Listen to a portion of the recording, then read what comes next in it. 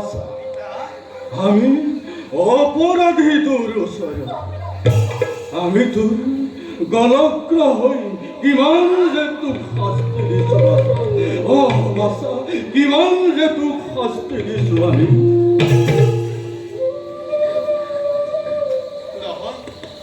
নহয় পিতা তোমালোকে তেনেকৈ নকবা পিতৃ মাতৃ চৰণ সেৱা কৰাটোৱে জানো উত্তৰ একমাত্ৰ কৰ্তব্য নহয় তোমালোকক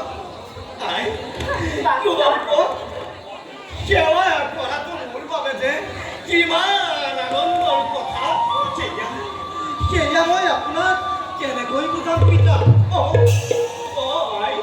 সেয়া মই আপোনাক কেনেকৈ বুজাম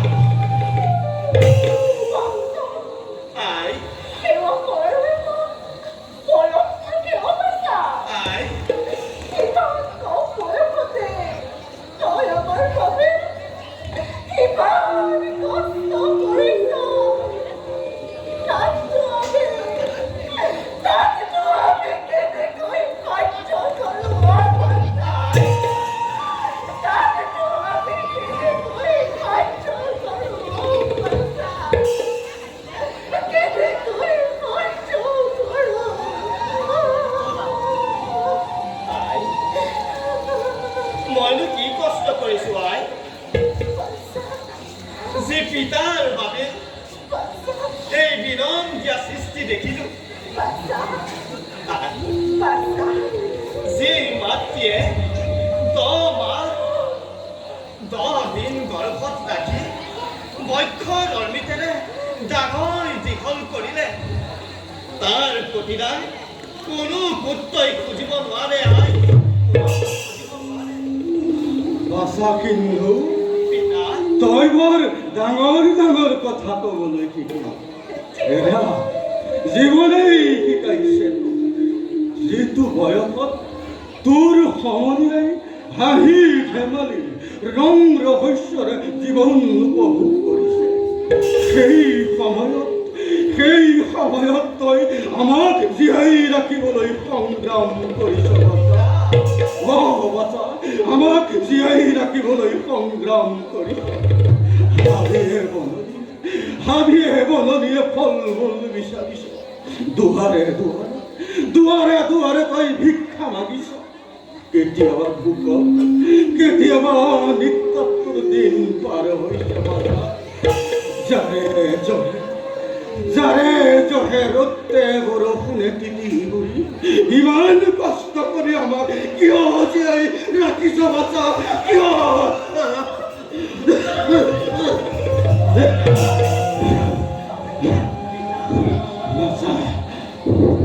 অন্ধ হলেও আপোনালোকৰ পঞ্চায়ত থাকি মই বৰ সাহস পাওঁ পিতা মই বৰ সাহস পাওঁ আই বাছা আই বাছা বুলি শুনো যেতিয়া এষাৰি মাত তেতিয়া মোৰ আই হিয়া হাত পৰি যায় ভাল আই আৰু পিতা ব'লা যাওঁ এবে আমি নিশ্চয় খোজ খাম ব'লা পিতা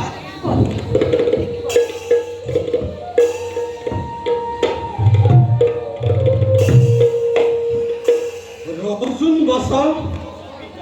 তইতো কৈছিলি আমি অযোধ্যাৰ দক্ষিণ প্ৰান্তৰ অৰণ্যৰ মাজত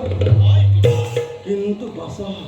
শুনা নাই কোনো পশু পক্ষীৰ ভাত সন্ধ্যা নামিল নেকি বাছা ধৰাৰ বুকুলৈ নহয় পিতা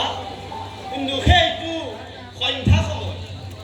পঞ্চবৰ্ষীয় অনাবৃষ্টিৰ বাবে দুৰ্ভিক্ষই দেখা দিছে এই অযোধ্যা ৰাজ্য দুৰ্ভিক্ষই দেখা দিছে হয় পিতা ফল মূল অন্নৰ অভাৱত প্ৰজাসকলৰ লগতে বনৰ পশু পক্ষীকো মাগিছে বিদায় প্ৰজাসকলে কৰিছে গঞ্জনা জানা পিতা